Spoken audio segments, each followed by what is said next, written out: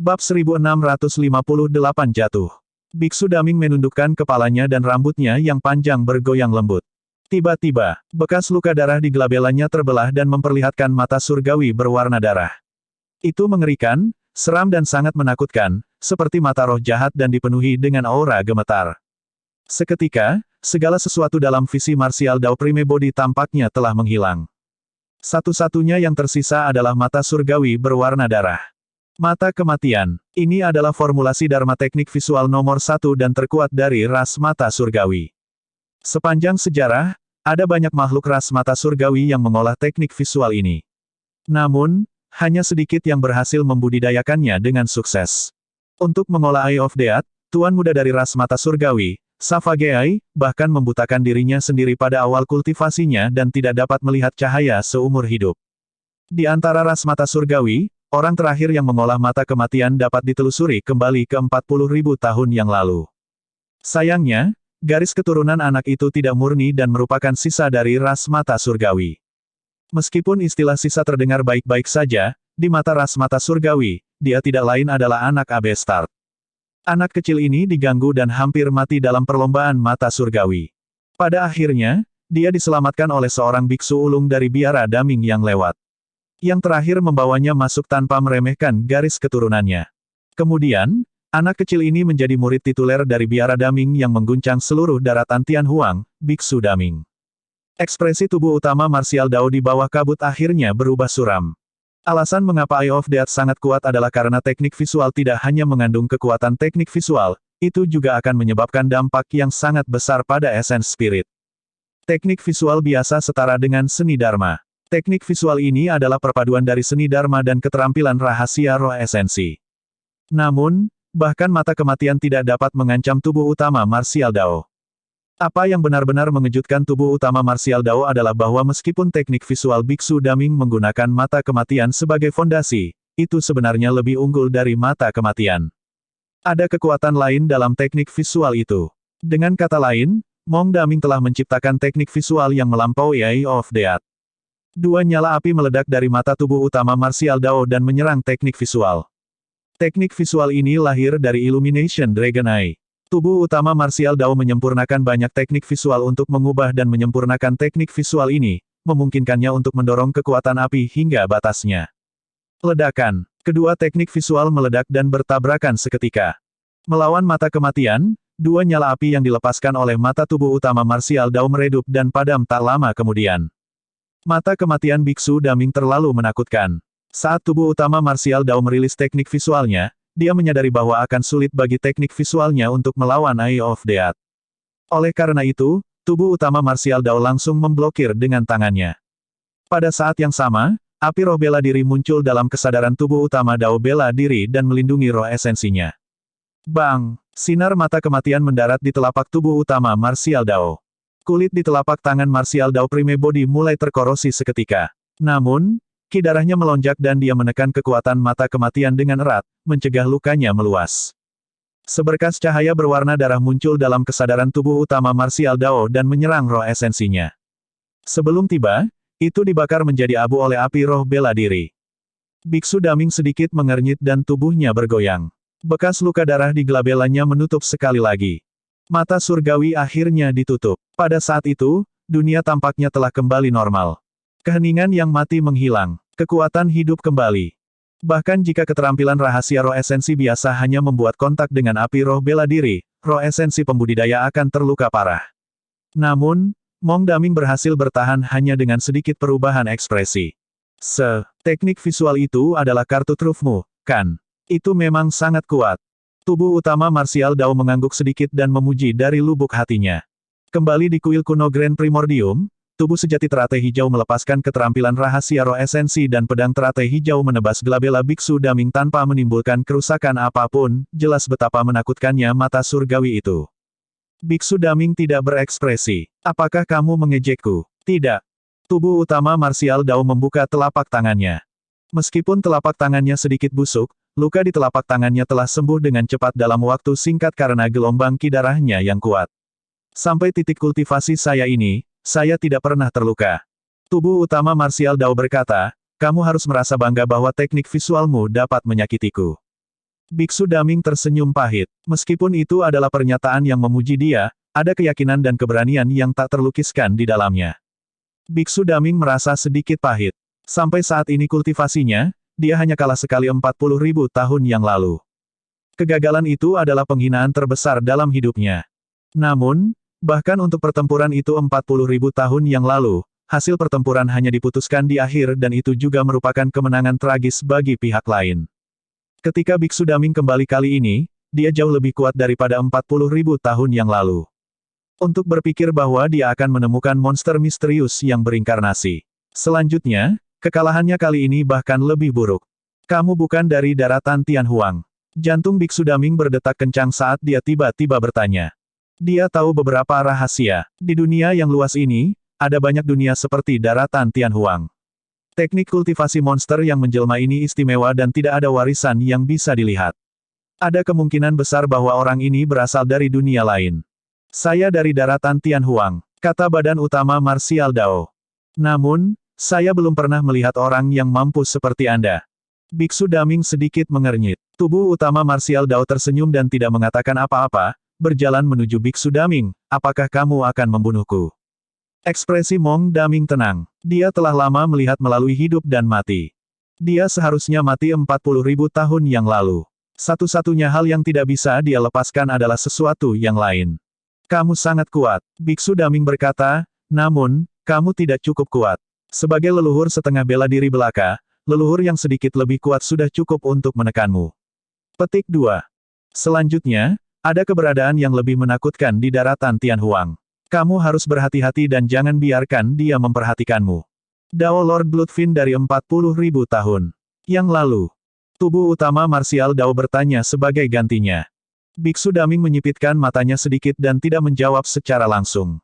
Kamu benar-benar tahu banyak rahasia. Namun, hal-hal jauh lebih rumit dan menakutkan daripada yang dapat Anda bayangkan. Tubuh utama Martial Dao tersenyum dan tiba di depan Biksu Daming, mengulurkan telapak tangannya. Biksu Daming menghela nafas dalam dan menutup matanya. Segera, Biksu Daming merasakan pinggangnya menjadi ringan, seolah-olah tas penyimpanannya telah dilepas. Dia membuka matanya dan melihat bahwa tubuh utama Martial Dao telah mengambil penyimpanannya. Tas. Tubuh utama Martial Dao menyalurkan api roh bela diri dan menghapus kesadaran roh di tas penyimpanan. Dia membuka tas penyimpanan dan melihat ke dalam. Catatan Cakrawala Mistik. Tubuh utama Martial Dao langsung melihat keterampilan rahasia Istana Enigma. Ini adalah teknik kultivasi Istana Enigma. Setelah selesai membacanya, tolong kembalikan ke Enigma Palace. Biksu Daming berpikir bahwa dia pasti akan mati dan menghela nafas. Dia juga siap untuk mengembalikan catatan Cakrawala Mistik. Itu sudah pasti. Tubuh utama Martial Dao tersenyum. Bab 1659 Bahaya terpendam di daratan Tianhuang. Terlepas dari catatan Cakrawala Mistik, ada banyak teknik kultivasi dan keterampilan rahasia lainnya di dalam tas penyimpanan. Kebanyakan dari mereka berasal dari 6 biara Buddha. Beberapa dari teknik kultivasi itu adalah formulasi Dharma tingkat atas dan keterampilan rahasia. Namun, banyak dari mereka adalah sutra kuno sederhana atau mantra untuk menenangkan pikiran seseorang. Tas penyimpanan Biksu Daming hampir penuh dengan teknik kultivasi Buddhis itu. Mengapa kamu mengumpulkan begitu banyak buku kuno sekte Buddhis? Tubuh utama Martial Dao bertanya. Jika Biksu Daming ingin meningkatkan kultivasinya, yang harus dia lakukan hanyalah mengolah teknik kultivasi Buddhis tingkat atas. Namun, tas penyimpanannya sebagian besar diisi dengan sutra Buddha yang tidak menyinggung. Sutra-sutra Buddhis itu digunakan untuk menyampaikan ajaran kepada beberapa biksu dari dunia fana. Meskipun tubuh utama Dao bela diri melebur semua seni Dharma, sutra-sutra itu terlalu rendah untuknya dan dia tidak akan berusaha keras untuk membacanya. Mengingat kecerdasan Mong Daming yang menakutkan, tidak mungkin dia melakukan sesuatu yang tidak berarti. Biksu Daming tetap diam ketika dia mendengar pertanyaan tentang tubuh utama Martial Dao. Badan utama Martial Dao memeriksa tas penyimpanannya dan menyingkirkan beberapa teknik budidaya tingkat atas dari biara-biara Buddha sebelum melemparkan tas penyimpanan ke Biksu Daming. Biksu Daming sedikit mengernyit dan ragu-ragu. Setelah saya membaca teknik kultivasi ini, saya secara alami akan mengembalikannya kepada pemiliknya. Tubuh utama Martial Dao tampaknya dapat membaca pikiran Biksu Daming dan berkata, kamu seharusnya akan maju ke alam Mahayana. Tubuh utama Martial Dao tersenyum lembut. Aku akan menunggumu di depan. Jika kamu marah dengan kekalahan hari ini, kita akan bertarung lagi. Dengan mengatakan itu, dia berbalik dan berjalan ke kejauhan. Biksu Daming mengerutkan kening dan tidak bisa menahan diri untuk bertanya, kamu pergi begitu saja. Bukankah kamu ingin membunuhku sebelumnya? Petik 2. Itu hanya pernyataan biasa. Aku hanya ingin menamparmu. Suara tubuh utama Martial Dao terdengar dan sosoknya menghilang sepenuhnya pada saat dia mengucapkan kata terakhir. Biksu Daming memiliki ekspresi yang hilang. Siapa pria misterius berjubah ungu itu? Faktanya, dia bahkan tidak bisa mengidentifikasi latar belakang teknik kultivasi orang misterius itu meskipun pertempuran besar-besaran, itu terlalu aneh. Mengapa pria misterius berjubah ungu itu ingin memukulnya juga? Meskipun kecerdasan Mong Daming menakutkan, tidak peduli bagaimana dia memeras otaknya, dia tidak dapat menebak bahwa orang misterius itu adalah tubuh sejati ketiga Su Zimo, tubuh utama Desolate Martial. Biksu Daming merenung sejenak dan mengulurkan telapak tangannya. Kabut muncul di matanya saat dia menebak dengan jarinya. Selama bertahun-tahun, dia telah lama menghafal isi catatan cakrawala mistik dan telah mengembangkan keterampilan rahasia ramalan yang terlibat ke tingkat yang sangat dalam. Setelah beberapa saat, dia bergidik dan kabut di matanya menyebar. Bahkan, ada aliran darah yang muncul. Dia tidak bisa menebaknya sama sekali. Tidak hanya itu, dia bahkan mengalami serangan balasan yang cukup besar. Beruntung dia menginterupsi ramalan tepat waktu. Kalau tidak, matanya mungkin buta. Bahkan pendongeng tidak bisa menebak asal-usul dan nasib tubuh utama Martial Dao, keterampilan Biksu Daming bahkan lebih rendah. Biksu Daming menarik napas dalam-dalam dan menenangkan diri, bergumam, begitu saya maju ke alam Mahayana, saya akan secara alami melawan Anda lagi jika saya memiliki kesempatan. Istana Enigma. Su Zimo menarik kembali pikirannya dan tidak lagi memperhatikan tubuh utama Martial Dao. Memang, Mong Daming memiliki banyak kartu truf dan lebih menakutkan dari yang dia bayangkan. Namun, dia ditekan tanpa ampun ketika dia bertemu dengan tubuh utama Martial Dao. Semua skema dan taktiknya tidak dapat menahan satu pukulan pun melawan kekuatan absolut. Pertemuan 10.000 ras Istana Enigma masih berlangsung. Waktu perlahan berlalu. Acara ini berlangsung selama 7 hari penuh sebelum berakhir. Hasil dari 10.000 racemit diputuskan juga.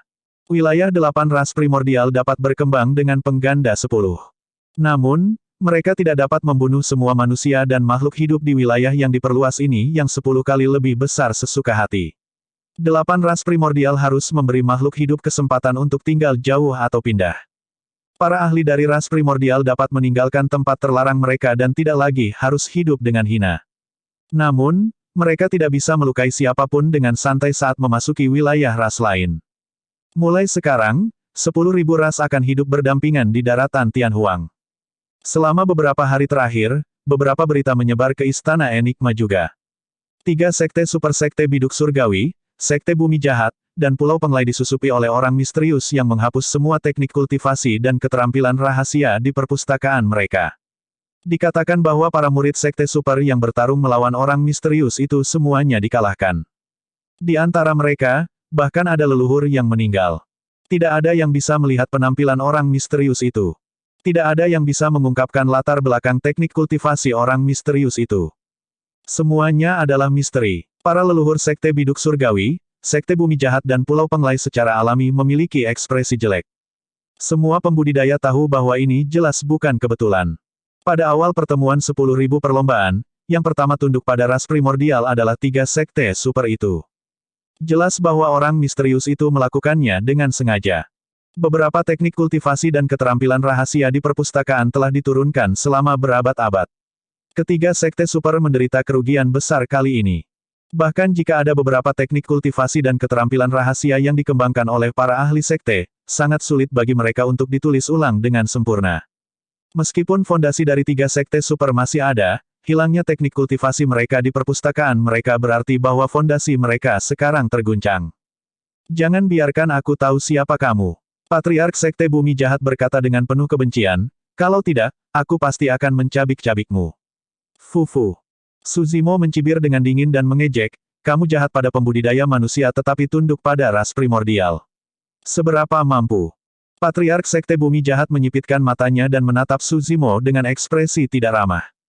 Mengapa Anda ingin menyerang? Su Zimo menyapu pandangannya dengan niat membunuh.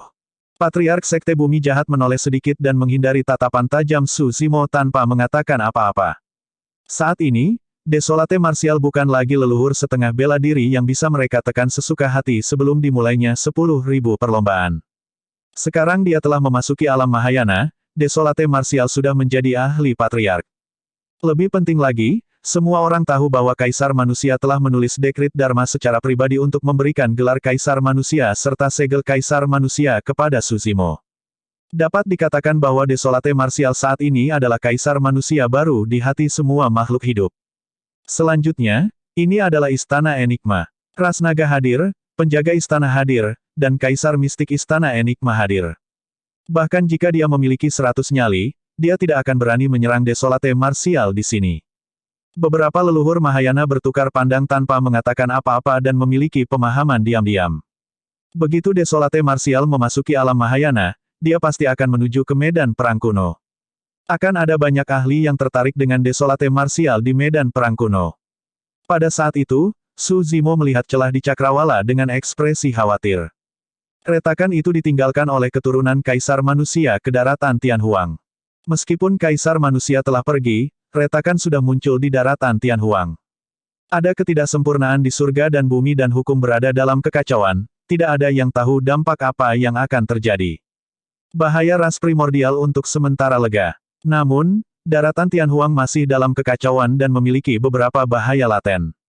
Begitu bahaya laten itu dilepaskan, mereka mungkin bahkan lebih menakutkan daripada 6 ras primordial. Bab 1660 tersesat. Saudara Su, apa yang kamu khawatirkan? Lin Xuanji bertanya. Sekarang pendongeng itu baik-baik saja, Lin Xuanji dalam suasana hati yang baik dan benar-benar santai. Tidak banyak, Su Zimo menjawab dengan santai. Lin Xuanji tersenyum. Jangan khawatir, setelah hari ini, daratan Tianhuang akan menyambut masa damai yang panjang di mana 10.000 ras hidup berdampingan tanpa mengganggu satu sama lain. Dua kaisar, penyihir neraka dan gagak emas, terluka parah oleh Kaisar Manusia Senior. Mungkin butuh setidaknya 1.000 tahun bagi mereka untuk pulih. Bahkan jika kedua kaisar pulih 1.000 tahun kemudian, masih ada Kaisar Naga Senior Chen. Su Zimo mengangguk. Kaisar Naga Chen memiliki setidaknya 10.000 tahun umur yang tersisa. Dengan kata lain, dalam 10.000 tahun itu, semua ras primordial akan waspada dan tidak akan berani berperang dengan santai. Namun, Su Zimo mengkhawatirkan hal lain. Sekarang saya memikirkannya, sudah 10.000 tahun sejak bencana itu. Dia bergumam pelan. Masih ada beberapa keberadaan yang kuat di daratan Tianhuang yang tidak berani dia hubungi. Lebih jauh lagi, tidak satu pun dari para ahli itu yang muncul di pertemuan 10.000 perlombaan. Eksistensi kuat yang melukai Long Ran di bawah laut darah 1.000 tahun di lembah 1.000 setan. Faktanya, Long Ran hampir terbunuh bahkan sebelum dia bisa melihat apa yang ada di kedalaman laut darah. Ada orang lain. Itu adalah Kaisar Pedang, Pertapa. Meskipun Suzimo diselamatkan oleh Hermit, dia masih merasa ada yang aneh dengan yang terakhir. Yang lebih aneh lagi adalah keberadaan kuat di laut darah 1.000 tahun di lembah 1.000 iblis pernah menyelamatkannya juga. Mengapa? Terlepas dari bahaya laten itu, ada juga celah di cakrawala. Itu adalah sesuatu yang Kaisar Manusia katakan kepada Su Zimo secara pribadi. Su Zimo tidak berniat mengungkapkannya kepada massa. Ketidaksempurnaan di dalam surga dan bumi dan hukum berada dalam kekacauan, tidak ada yang tahu apa dampaknya. Jika dia mengatakannya sekarang, itu hanya akan menimbulkan ketakutan yang tidak perlu. Tidak peduli apa, dia harus membiarkan kekuatan umat manusia tumbuh secepat mungkin. Pada pemikiran itu, Su Zimo bangkit. Dia menonjol di depan sekte dan faksi besar yang akan pergi sekarang setelah acara berakhir.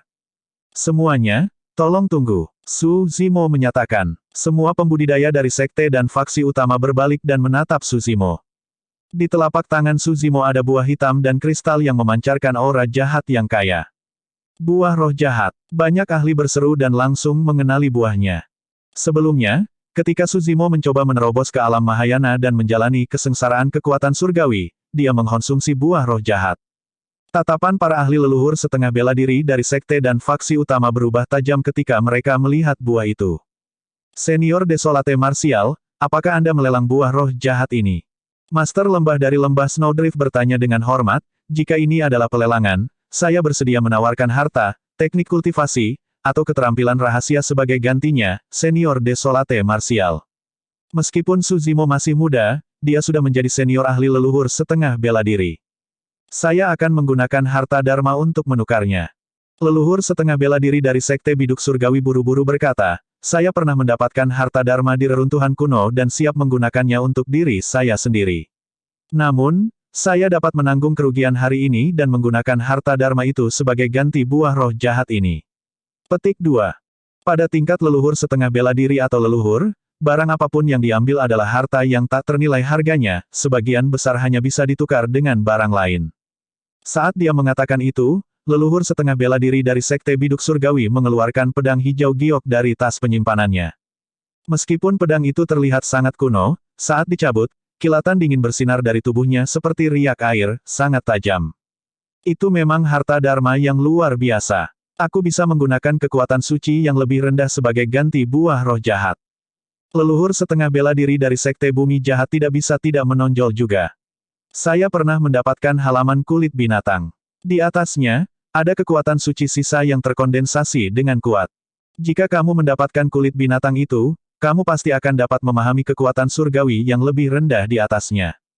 Kerumunan bergerak. Leluhur setengah bela diri menonjol satu demi satu dan mengeluarkan banyak harta, ingin ditukar dengan buah roh jahat Desolate Martial. Daya pikat buah roh jahat terlalu besar untuk leluhur setengah bela diri. Harta dharma dan kekuatan surgawi ini hanya dapat dipahami dan digunakan setelah memasuki alam Mahayana. Semuanya akan berakhir jika mereka gagal dalam transendensi kesengsaraan. Ekspresi Suzimo acuh tak acuh saat dia mendorong telapak tangannya ke bawah. Suara kerumunan secara bertahap menjadi tenang. Suzimo melihat ke arah Valley Master of Snowdrift Valley dan tersenyum lembut, melemparkan buah roh jahat di tangannya. Berubah menjadi seberkas cahaya, buah roh jahat tiba di hadapan penguasa lembah-lembah salju. Senior, Master lembah-lembah Snowdrift menerima buah roh jahat. Dia tidak bisa mengerti apa yang sedang terjadi dan berkata dengan tidak jelas, aku, kamu tidak memberitahuku harta apa yang kamu inginkan sebagai imbalannya, senior. Bagaimana jika saya tidak? Tidak perlu. Suzimo melambaikan tangannya dan menunjuk ke luka di lembah guru lembah Snowdrift yang belum sembuh. Luka di tubuhmu sepadan dengan buah roh jahat ini. Sebagai penguasa lembah-lembah salju, dia merasakan kehangatan di hatinya dan matanya memerah. Selama pertempuran dengan ras primordial sebelumnya, Master lembah-lembah Snowdrift memimpin murid-muridnya dan berperang melawan mereka. Mereka berjuang dengan nyawa mereka demi martabat umat manusia. Bahkan setelah beberapa hari, luka di lembah Master lembah Snowdrift belum sembuh sepenuhnya. Jika bukan karena buah roh jahat itu, kemungkinan dia selamat dari kesengsaraan kekuatan surgawi akan sangat tipis. Buah roh jahat ini telah menyalakan kembali harapannya. Situasi yang dihadapi umat manusia beberapa hari yang lalu sangat berbahaya. Sebagian besar sekte seperti Sekte Pedang, Istana Guntur Zephyr, Sekte Esensi Kekacauan dan yang lainnya berdiri diam dan tidak berani melawan ras primordial secara langsung. Adapun Sekte Biduk Surgawi, Sekte Bumi Jahat dan Pulau Penglai, mereka telah tunduk pada 6 ras primordial. Hanya lembah Snowdrift, Istana Tuan dan beberapa sekte lain yang menonjol dan bergabung dengan Monyet, Roh Malam, dan yang lainnya untuk melawan 6 ras primordial. Sekte-sekte ini menderita kerugian besar. Faktanya, Palace Lord of Overlord Palace sudah mati. Meskipun Suzimo tidak mengatakan apa-apa, dia memperhatikan semuanya.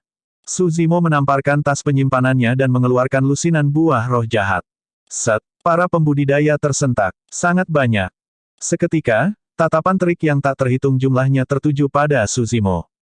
Banyak pembudidaya menelan ludah. Suzimo memandang semua orang dari Istana Tuan dan berkata dengan suara yang dalam, leluhur setengah bela diri yang bertarung melawan 6 ras primordial sebelumnya, selama kamu masih hidup, kamu bisa datang dan mengklaim buah roh jahat dariku. Aku tidak butuh harta apapun. Saat dia mengatakan itu, kerumunan menjadi liar. Kaisar manusia. Kaisar manusia. Banyak pembudidaya dan leluhur setengah bela diri dari lembah Snowdrift dan Istana Tuan meneriakkan nama Kaisar manusia. Senior Desolate Martial, bagaimana dengan kita? Patriark Sekte Biduk Surgawi bertanya dengan malu, kami bersedia menukar harta dharma dan kekuatan suci untuk itu. Senior, tolong beri kami beberapa buah roh jahat. Petik 2. Kalian, Suzimo memandang banyak leluhur setengah bela diri dari Sekte Biduk Surgawi dan Sekte Bumi Jahat dengan tatapan dingin dan berkata perlahan, pergilah. Previous, Bab 1661 Kekuatan Surgawi Dao Manusia yang lebih besar. Leluhur setengah bela diri dari Sekte Biduk Surgawi dan Sekte Bumi Jahat memiliki ekspresi jelek. Tak satu pun dari mereka yang bisa berbaring setelah dimarahi oleh Su Zimo di depan semua orang. Namun, tidak ada yang berani membantah. Distribusi buah roh jahat Su Zimo tanpa syarat kepada penguasa lembah-lembah salju dan yang lainnya menyebabkan para pembudidaya sekte-sekte itu merasa hormat kepada Su Zimo. Dengan cara yang sama para pembudidaya berteriak, di dalam hati mereka, Su Zimo adalah kaisar manusia yang baru. Patriark Desolate Martial, Sword Sect tidak pernah tunduk pada 6 ras primordial. Saya ingin menggunakan harta karun sebagai ganti buah roh jahat, Master Sekte Pedang Sekte tidak bisa menahan diri untuk tidak mengatakannya. Patriark Desolate Martial, perseteruan antara kamu dan Zephyr Thunder Palace sebenarnya hanyalah perseteruan generasi muda. Itu tidak seberapa. Palace Lord of Zephyr Thunder Palace juga tersenyum. Aku ingin tahu apakah leluhur setengah bela diri kita akan memiliki kesempatan untuk mendapatkan buah roh jahat. Tentu saja ada kesempatan. Su Zimo mengangguk. Master Sekte Pedang Sekte, penguasa Istana Zephyr Thunder Palace dan banyak ahli lainnya senang dan berkata dengan tergesa-gesa, Patriark Desolate Martial, terima kasih atas kemurahan hati Anda. Su Zimo menjawab dengan acuh tak acuh, saya bisa memberi Anda buah roh jahat, tetapi Anda harus mematuhi perintah saya mulai sekarang. Jika kamu tidak patuh, kamu akan mati di tempat. Anda, senyum di wajah Sekte Master Pedang Sekte dan yang lainnya membeku. Dalam pertempuran sebelumnya, tidak ada sekte super seperti Sword Sect dan Zephyr Thunder Palace yang menonjol. Jika orang-orang itu diberi buah roh jahat, itu akan setara dengan memberi mereka makan anjing. Sekte Master Pedang Sekte dan yang lainnya memiliki ekspresi gelap. Pada akhirnya, mereka tidak mengambil keputusan dan tetap diam. Pendongeng melihat ke samping dan mengangguk pada dirinya sendiri. Dengan mewariskan buah roh jahat, peluang leluhur setengah bela diri dari lembah Snowdrift dan sekte serta faksi lain memasuki alam Mahayana akan meningkat pesat. Dengan itu, jumlah leluhur manusia akan meningkat secara signifikan dalam waktu singkat. Kekuatan keseluruhan umat manusia juga akan meningkat pesat. Leluhur setengah bela diri dari ras manusia yang memperoleh buah roh jahat ini adalah mereka yang bertarung melawan ras primordial dan selamat. Setelah pembaptisan ini, jika leluhur setengah bela diri ini dapat maju ke alam Mahayana, mereka juga akan memiliki masa depan yang cerah. Lebih penting lagi, itu adalah keberanian dari leluhur setengah bela diri ini. Jika umat manusia menghadapi bahaya lagi, leluhur setengah bela diri ini pasti akan menonjol tanpa ragu-ragu.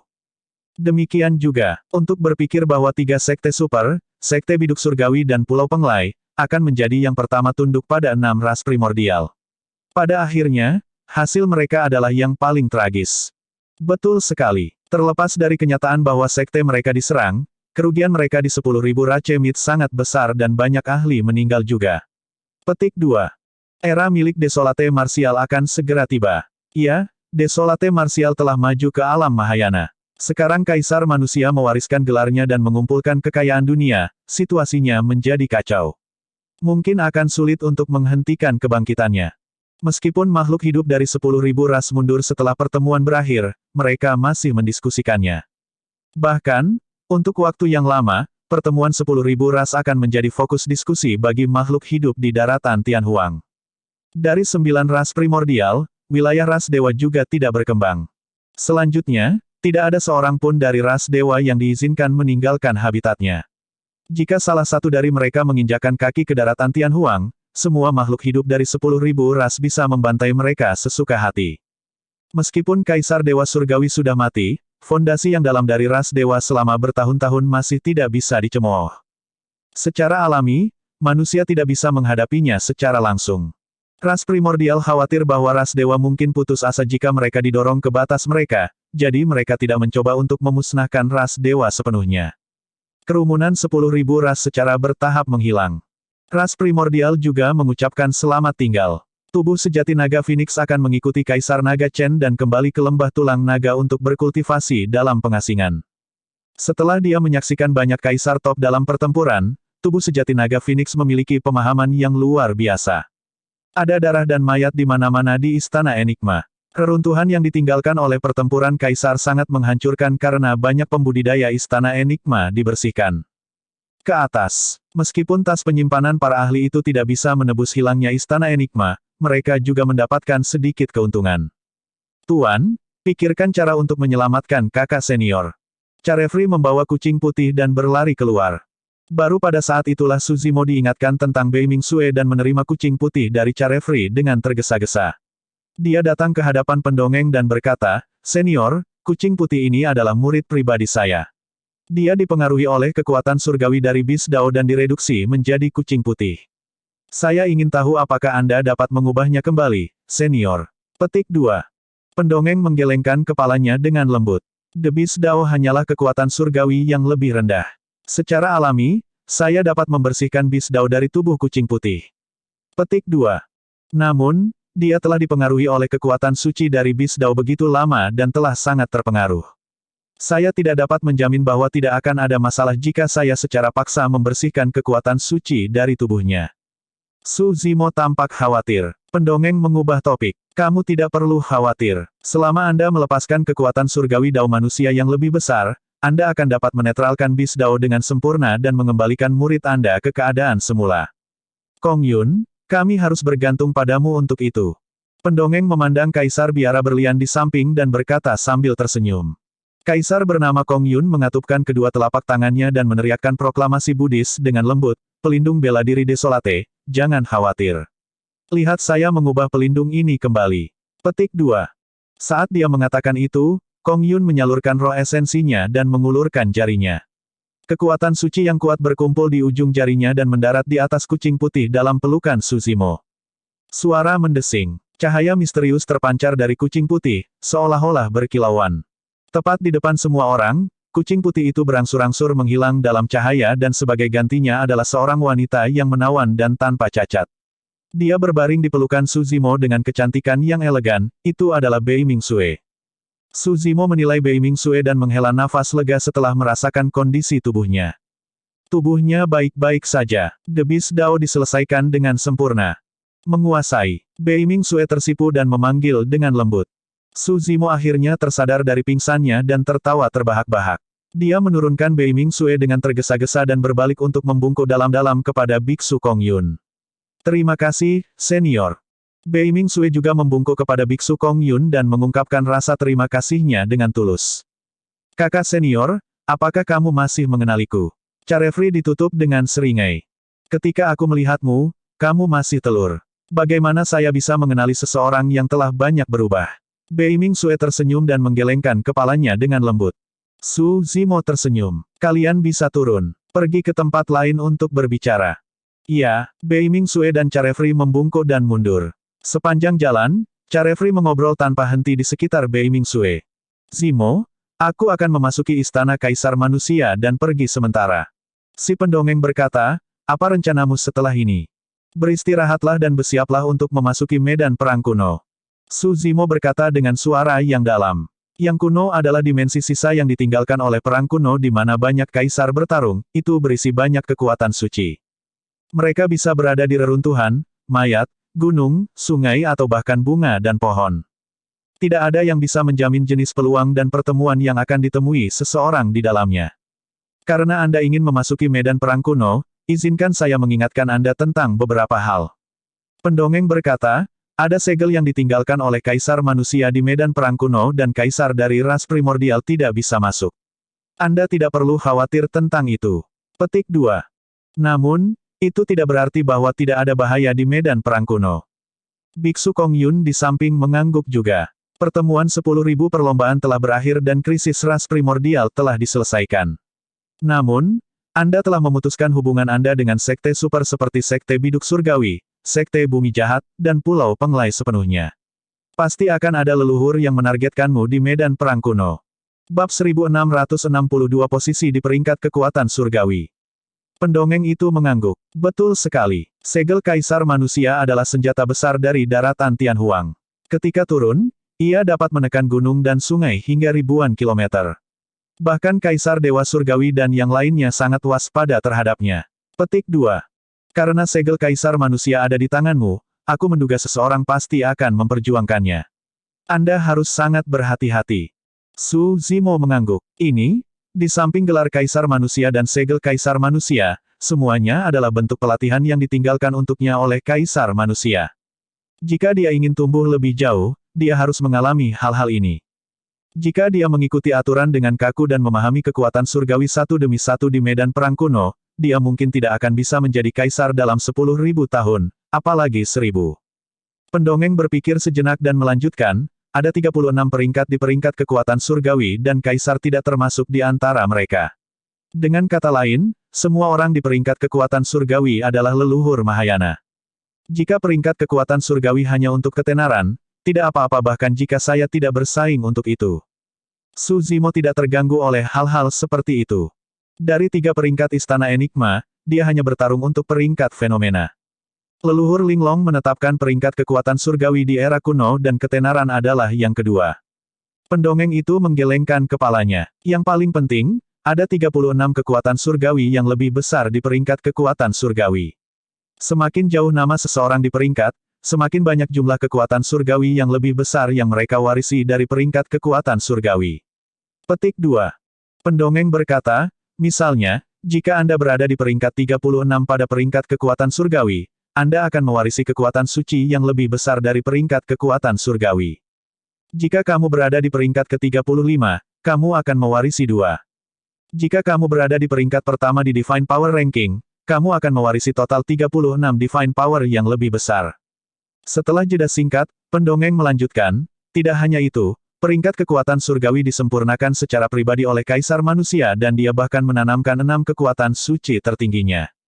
Jika kamu berada di peringkat 6 teratas pada peringkat kekuatan surgawi, kamu mungkin memiliki kesempatan untuk mendapatkan kekuatan suci tertinggi dari warisan Kaisar Manusia. Su Zimo mengangguk tanpa suara. Dari kelihatannya, persaingan untuk mendapatkan peringkat di Divine Power Ranking pasti sangat ketat. Ini bukan pertarungan untuk ketenaran, tetapi manfaat luar biasa. Semakin jauh peringkatnya, semakin besar kekuatan surgawi yang akan mereka warisi. Peningkatan kekuatan tempur setelah pemahaman satu kekuatan suci yang lebih besar sangat jelas. Setelah itu, seseorang akan memiliki kesempatan untuk membidik posisi yang lebih baik di peringkat kekuatan surgawi. Ini adalah siklus yang baik. Selanjutnya, 6 teratas dari peringkat kekuatan surgawi akan dapat memperoleh kekuatan suci tertinggi dari Kaisar Manusia. Tentu saja, warisan ini tidak dapat membuat seorang leluhur Mahayana memahami kekuatan surgawi tertinggi secara instan. Masih diperlukan seorang patriark Mahayana untuk mengolah, mengkonsolidasikan, mengumpulkan dan memahami untuk waktu yang lama. Namun, kekuatan suci tertinggi terlalu berharga dan kesempatan itu sangat langka. Bahkan di medan perang kuno, kemungkinan menemukan kekuatan suci tertinggi sangat rendah. Lebih jauh lagi, itu adalah kekuatan suci tertinggi yang dikultivasikan oleh Kaisar Manusia. Tidak sulit untuk membayangkan bahwa pertarungan antara 6 besar dari peringkat kekuatan surgawi akan menjadi lebih intens. Kilatan dingin melintas di mata Su Zimo saat dia merenung. Kalau begitu, aku harus bertarung untuk peringkat kekuatan surgawi. Kamu pasti harus bertarung. Pendongeng berkata, namun, Anda harus tahu bahwa siapapun yang dapat berada di peringkat kekuatan surgawi, bahkan jika mereka berada di peringkat 36 pada peringkat kekuatan surgawi, akan berada di alam Mahayana yang disempurnakan. Anda tidak boleh meremehkan mereka. Petik 2.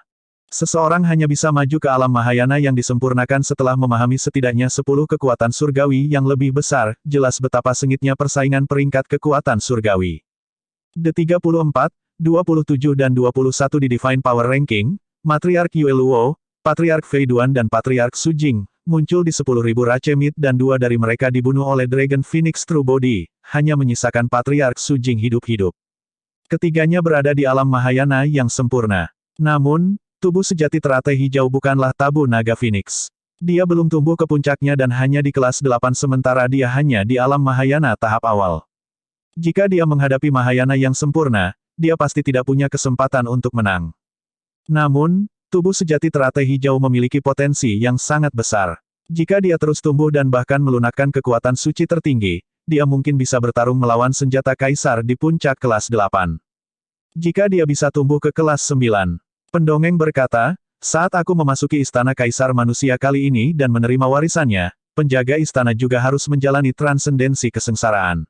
Saya mungkin tidak dapat membantu Anda untuk saat ini. Petik 2. Adapun 5 rekan Taois ini. Pendongeng memandang 5 kaisar di sampingnya. Mereka bergabung denganku dan dengan paksa mengeluarkan peringkat kekuatan surgawi untuk menekan ras primordial. Namun, mereka juga mengalami serangan balik.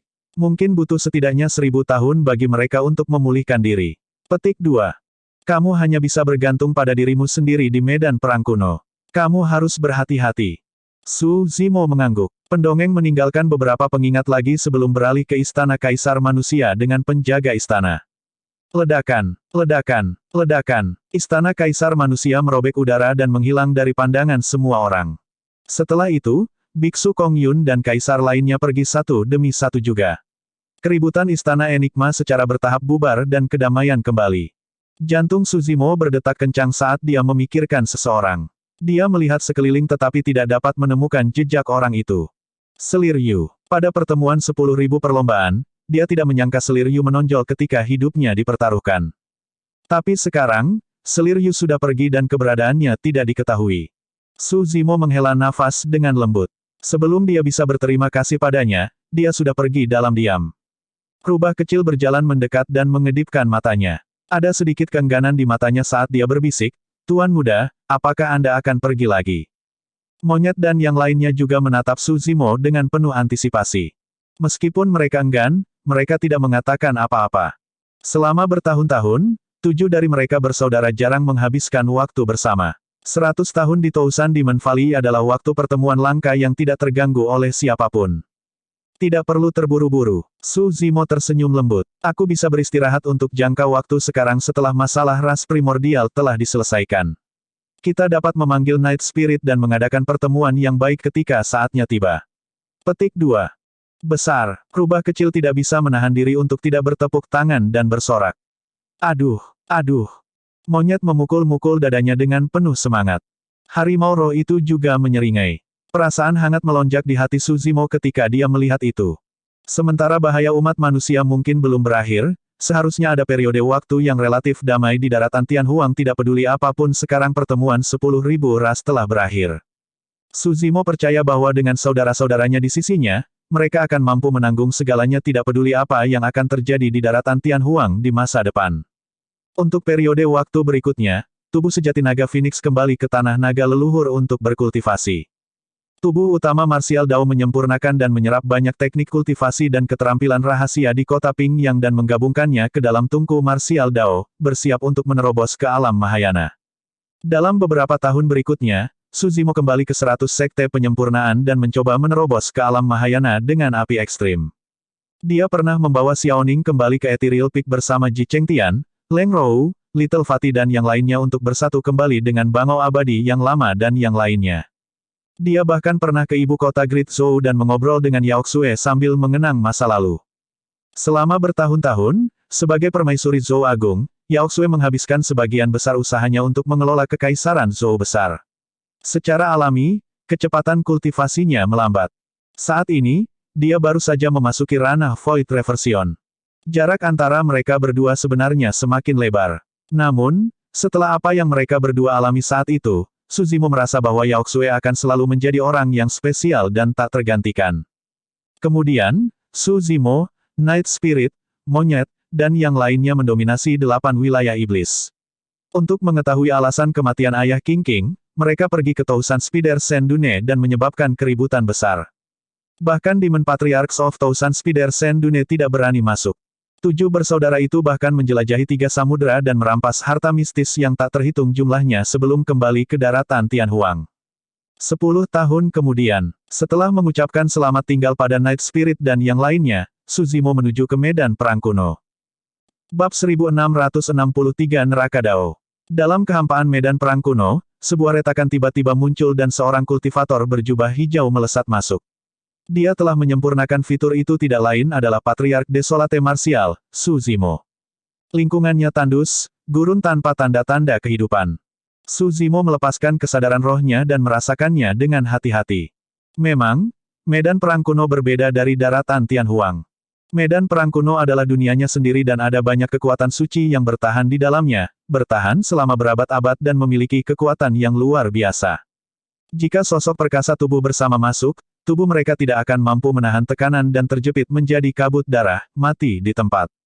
Sebuah gulungan emas raksasa melayang di cakrawala medan perang kuno itu adalah peringkat kekuatan surgawi yang pernah turun ke Istana Enigma dan menekan ras primordial. Meskipun medan perang kuno sangat luas, peringkat kekuatan surgawi di cakrawala dapat dilihat dengan sekali pandang di setiap sudut medan perang.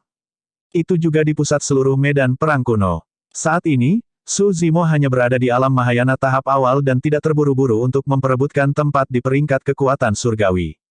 Sir, perhatian langsung baginya adalah untuk memahami sebanyak mungkin kekuatan surgawi yang lebih rendah untuk meredam tubuh sejati teratai hijaunya secara terus-menerus. Selama dia cukup memahami kekuatan suci yang lebih rendah, dia bisa mencoba untuk memahami kekuatan suci yang lebih besar. Penciptaan teratai hijau mengandung beberapa kekuatan surgawi untuk memulai, ada kekuatan surgawi yang lebih kecil dan lebih besar. Faktanya, bahkan ada kekuatan suci tertinggi yang tumbuh tanpa henti. Tentu saja, prosesnya bertahap. Bahkan jika Su Zimo sangat berbakat, dia tidak bisa memahami kekuatan suci tertinggi dan langsung menjadi kaisar. Su Zimo bermaksud untuk melihat sekeliling dan melihat apakah dia dapat menemukan kekuatan suci yang lebih rendah untuk dipahami dan dikembangkan. Dia tidak memilih arah dan memilih untuk maju di padang pasir. Setiap pasir dan batu di medan perang kuno bisa mengandung semacam kekuatan suci. Su Zimo berjalan sangat lambat dan kesadaran rohnya terus-menerus mencari di sekitar. Tak lama, sebuah prasasti muncul di hadapannya. Setengah dari prasasti itu terputus oleh beberapa senjata surgawi dan potongannya sangat halus. Ada beberapa kata yang terukir di sisa setengah prasasti yang jelas-jelas dipenuhi dengan kekuatan Divine Power. Ada kekuatan suci yang lebih rendah yang tercetak di prasasti itu. Su Zimo melihat prasasti itu dari jauh dengan ekspresi tenang. Tiba-tiba, tatapan mengejek melintas di kedalaman matanya saat dia berjalan menuju prasasti. Sesampainya di depan prasasti, Su Zimo memfokuskan pandangannya. Tanda pada prasasti itu melengkung dan setiap celah memancarkan aura yang sangat ganas, seolah-olah hantu dan iblis jahat memamerkan taring dan cakar mereka saat mereka keluar dari prasasti. Tiba-tiba, Su Zimo merasa bahwa gurun di sekitarnya telah lenyap dan dia merasa seolah-olah telah jatuh ke neraka. Lingkungannya gelap dengan kidarah yang dingin dan iblis yang tak terhitung jumlahnya mengelilinginya. Dia memiliki ekspresi yang hilang, seolah-olah dia terjebak di neraka dan tidak bisa melepaskan diri. Tiba-tiba, niat membunuh yang mengerikan meledak dari bawah Su Zimo. Huff! Su Zimo mencibir dan kejernihan kembali ke matanya seketika. Dia memadatkan kesadaran rohnya dan pemandangan neraka di sekitarnya menghilang. Dia menginjak berat. Ledakan. Ada ledakan keras. Dia menginjak gurun di bawahnya dan menciptakan lubang raksasa. Pasir dan kerikil beterbangan kemana-mana saat sosok yang memegang pedang panjang muncul.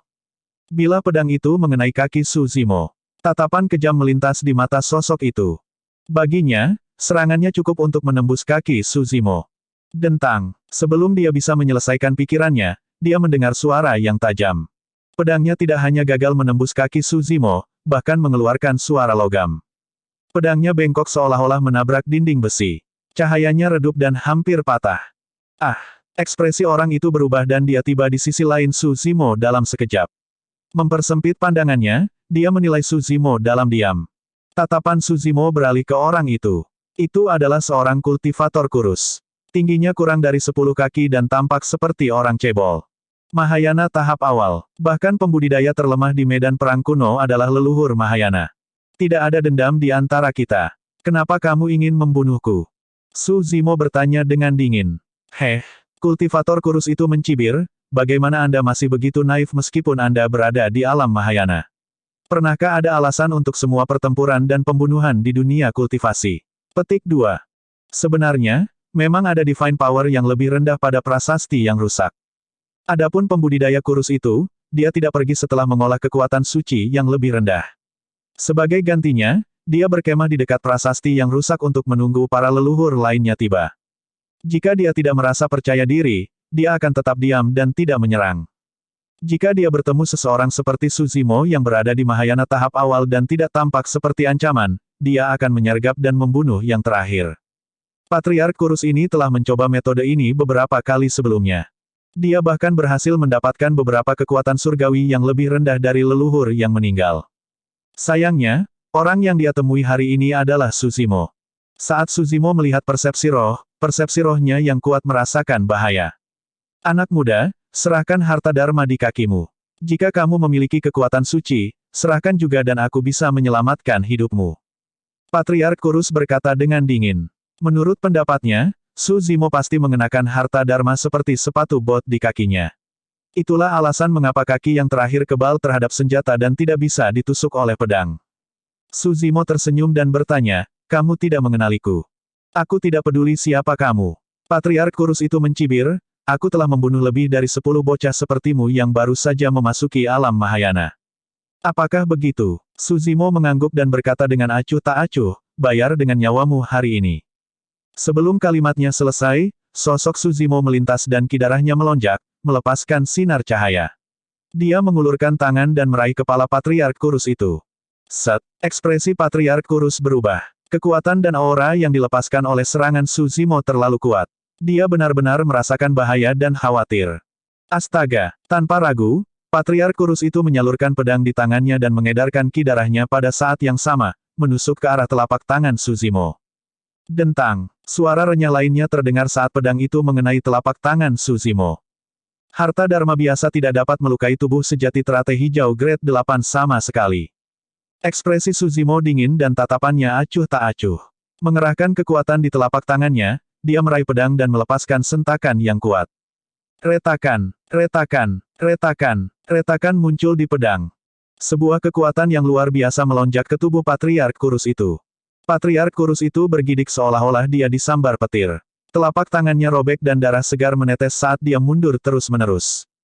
Seperti bayangan, Suzimo mengejar sekali lagi. Persetan Dao, Patriark kurus berteriak dan melepaskan Divine Power yang lebih rendah. Neraka Dao adalah kekuatan surgawi yang lebih rendah di prasasti. Ada banyak kekuatan surgawi yang lebih rendah dan neraka Dao adalah salah satu yang terkuat di antara mereka. Suzimo tersenyum lembut dan mengulurkan telapak tangannya perlahan. Di dalamnya ada teratai hijau yang dipenuhi dengan cahaya gemerlap.